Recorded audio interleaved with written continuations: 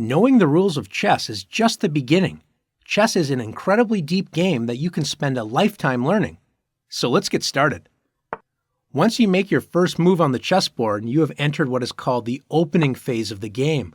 This is where you begin to develop your pieces onto good squares where they can attack, defend, and control the center.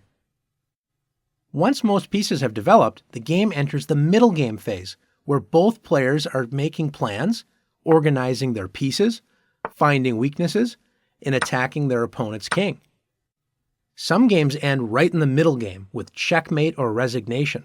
Like in this position, after queen e4, white creates a battery with the queen and bishop on the b1 to h7 diagonal, threatening checkmate.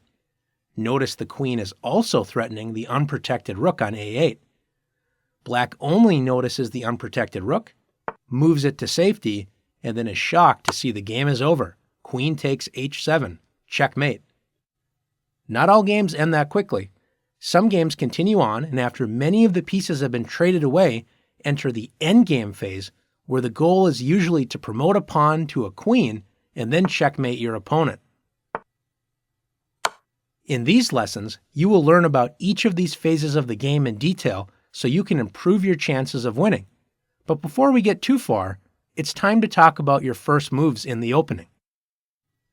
There are three main goals in the opening. First is to establish control of the center. The center is the most important part of the board. From the center, you can launch an attack anywhere. Second is to get your pieces onto active squares. They don't have many options when they're stuck on the back rank where they start, so bringing them into the game toward the center is a good idea.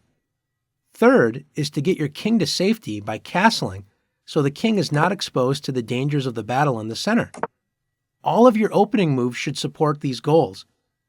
Now it's your turn to practice making great opening moves.